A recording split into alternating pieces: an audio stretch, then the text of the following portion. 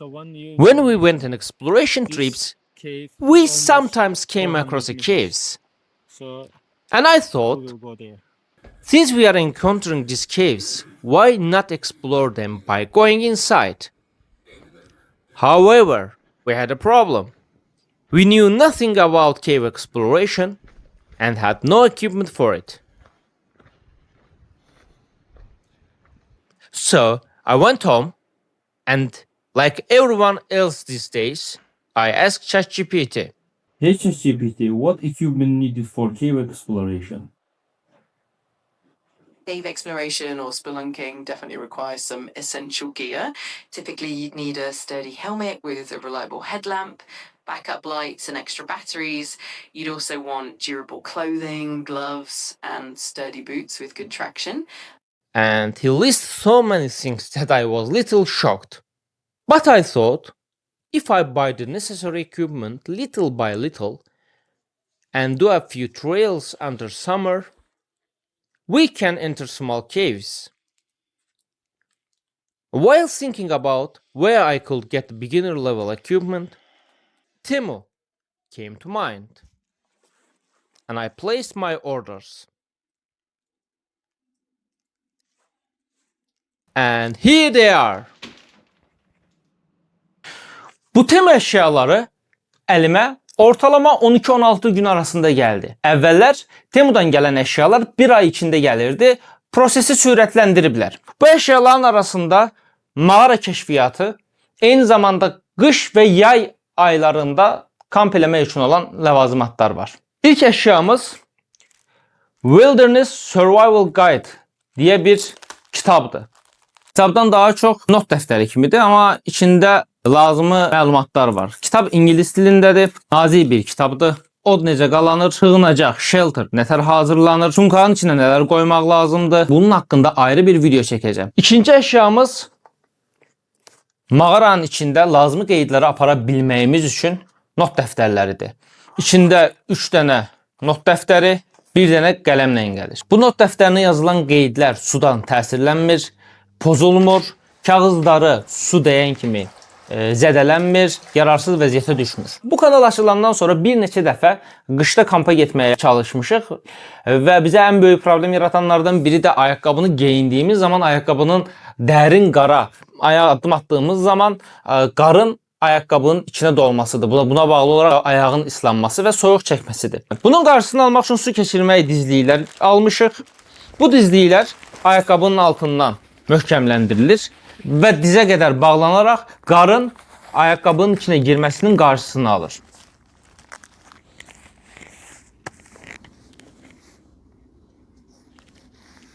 Bu formada ayaqqabıya bağlanır, dizə qədər qaldırılır. Keçək sıradakı əşyaya. Bu əşyalar əslində iki ayrı kutuda bizi qarşılayan glow sticklərdir. Yəni fosforlu çubuqlar. Bunu alma səbəblərimizdən biri mağaraya girdiyimiz zaman yanımızdakı fanarın bateriyası bitə bilər, zədələnə və ya qırıla bilər. Bunlar isə nə zədələnir, nə qırılır və eyni zamanda mağara geniş olar ki, ümid eləyirəm geniş olar. Bunlardan yolumuzu işarələyib, ən azından yolumuza işarə qoya-qoya özümüzə yol çəkə bilərik. Gələk sıradakı əşyamıza. Sıradakı əşyamız simsiz hava nasosudur. İçindən bir dənə Type-C şunur, nasosun özü və ona bağlı olan aksesuarlar, bir ədəd daşınma çantası və heç kimin oxumadığı ifadə qaydası kitabçığı. Bunu da alma səbəblərimdən biri kamp üçün olan hava yastıqlarını rahat bir şəkildə vaxt itirmədən doldurmaqdır. Alt hissəsində fanarımız var. Buradan isə bir dəfə bastığımız zaman hava üfürməyə başlayır. Məncə çox ideal və daşınması rahat biridir. Keyfiyyət olaraq necədir istifadədən sonra biləcək. ChatGPT-nin dediyinə görə mağaraya girildiyi zaman bədəni zərbələrdən qorumaq üçün müəyyən mühafizə aksesuarlar olmalıdır. Bunlar kask, dizlik, əlcək və bənzər əşyalardır. Təbii ki, hamısını birbaşa ala bilmədiyimə görə müəyyən hissəsini indi almışam. Burada iki cüt əlcək var. Bu formada yumuşaq, yəni üzərindəkilər möhkəm olsa da əslində silikondur. Amma yenə də insanın əlini zərbəyə bağlı olan cızıqlardan, zədələrdən, yanıqlardan qoruya bilər. keyfiyyətli deyil, amma heç olmamağından yaxşıdır. Qiymət performans ürünüdür. Və eyni zamanda yenidən ChatGPT-nin məsləhətinə qulaq asaraq dirsək və diz qoruyucuları almışam. Bunlar dizlərə və dirsəklərə bağlanaraq yenə düşmələrdən yarana biləcək zədələrdən qoruyur. Keyfiyyət olaraq keyfiyyətsiz bir şeyə oxşamır. Bu formada dizlərə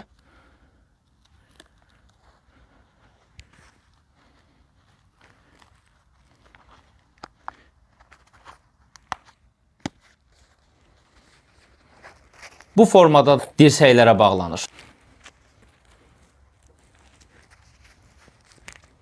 Dediyim kimi qışda kampa getdiyimiz zaman ayaqqabıların sürüşməsi və su keçirərək insanı xəstələndirməsi bizim üçün ən böyük problemlərdən biri idi. Və ayağımız sürüşməsin deyə kramponlar almışam. Bu kramponlar ayaqqabının alt hissəsinə bağlanaraq sürtünməyə qarşı bir dirənç göstərir. Bu formadadır. Dəmirdən, rezin və parçadan ibarətdir. Ayaqqabının ölçüsünü olaraq dartılaraq istənilən ölçüyə gələ bilir. Ezildiyi zaman bunlar geri bataraq sürüşmənin qarşısını alır. Görüldüyü kimi xeyli bir əşyalar və artıq stolumun üstü dolur.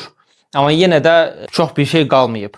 Sıradakı əşyamız yenə mağara üçün və eyni zamanda yay və yaz aylarında kampa gedəndə çayın, şəlalənin, su olan hövsələlərin içindən keçdiyimiz zaman ayağımız daşlar tərəfindən kəsilməsin deyə bunlar su ayaqqabılarıdır. Hava alır, çox yüngüldür, yəni sanki heç bir ağırlığı yoxdur. Yüngül, rahat və suya dözümlü. Və ən əsası mağara üçün mağaraya bu ayaqqabı ilə gedilməz, amma gedilsə, yəni bu ayaqqabı suda sürüşmür.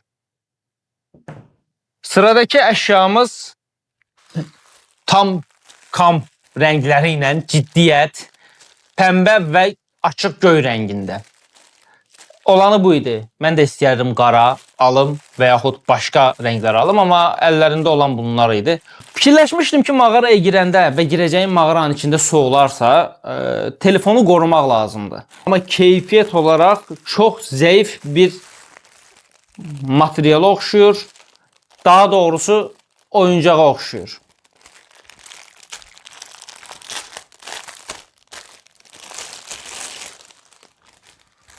Bu formada açılır, telefon buraya yerləşdirilir və geri qaytarılaraq bağlanır. Açığı bundan heç xoşum gəlmədi. Yəni mən telefonumu buna güvənərək suyun içinə salmaram. Əşyalarımız getdikcə azalır. Burada bir fanar var. Açıqlamada yazılana görə bu fənər 1 metr dərinliyə qədər su keçirmir. Amma Temuda hər açıqlanana inansaq, yəni batarıq. Çünki çox vaxt yazılanlar həqiqəti əks elətdirmir keyfiyyət olaraq. Bu fanarın çox gözəl rəngi var əslində. Yəni heç kimin oxumayacağı istifadə qaydası kitabı. Sarı bir rəngi var. Təbii içində bateriyanın olacağını zənn eləmirəm. Yox, içi boşdur. Bəli, içinə batareyalarımızı qoyduq. 4 dənə AA batareya gedir. Big reveal is coming.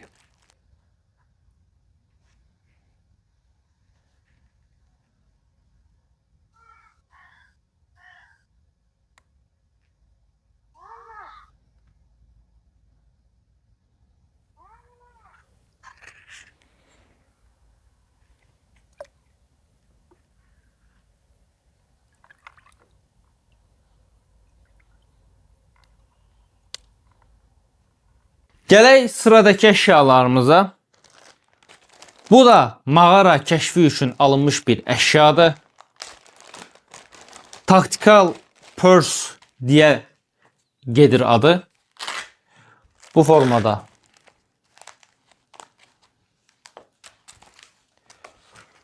Bura bıçaq, fanar, qələm və digər istənilən aksesuarlar qoyula bilər.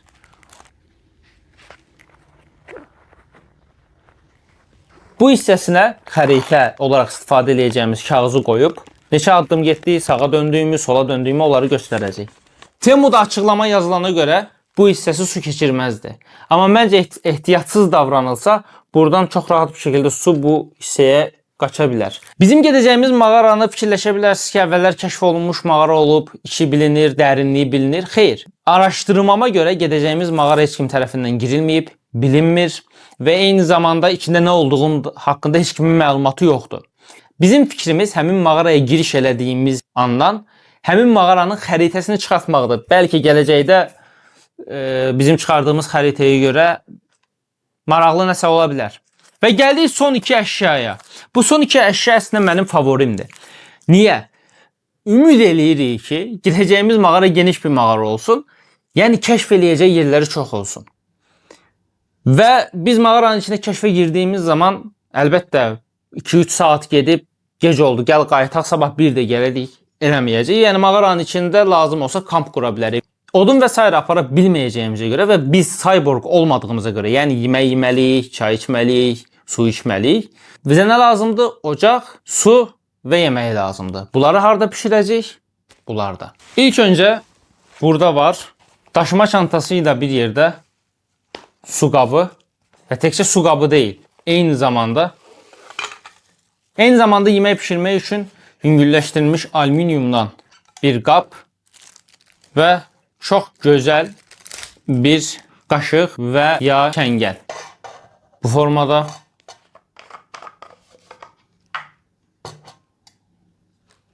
Və belə. Alt hissəsinə rahat bir şəkildə yerləşir. Kilidini açırsan, bağlayırsan, kəmərə taxıb rahat yanında daşıya biləcəyin tutqaclar və bunun ümumiyyətlə özünü qoymaq üçün bir qab. Və əlbəttə yemək pişirə bilməyimiz üçün ocaq. Daşıma çantası ilə bir yerdə gəlir. Qanadları bu formada açılır. Eyni zamanda ayaqlıqları da qaldırılır.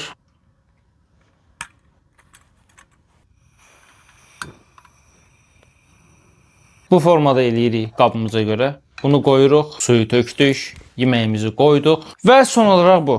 Bəli, bugünkü videomuz sona çatdı. Aldığım kamp əşyalarını sizinlə paylaşmaq istədim. Əgər videonu bəyəndinizsə, bəyənib abunə olmağı, hansı əşya daha çox xoşunuza gəldi onu bildirməyinizi və mümkün olursa paylaşmağınızı xahiş edirəm. Yəni dediyim kimi kanalımız təzədir, hələ inkişaf eləyir, öyrənirik, öyrəndikcə bəlkə öyrədirik, bilmirəm, amma kanala abunə olsanız, bizə dəstək olsanız çox sevinərəm. Və yaxud videonu bəyənmədiysəniz, xahiş edirəm, niyə bəyənmədiyinizi aşağıda yorumlarda bizə deyin. Biz gələcək videolarımızda bəyənmədiyiniz yerləri düzəltək. Axıra qədər baxdığınıza görə çox sağ olun. Temudan aldığım əşyalar bitdi. Hələ ki.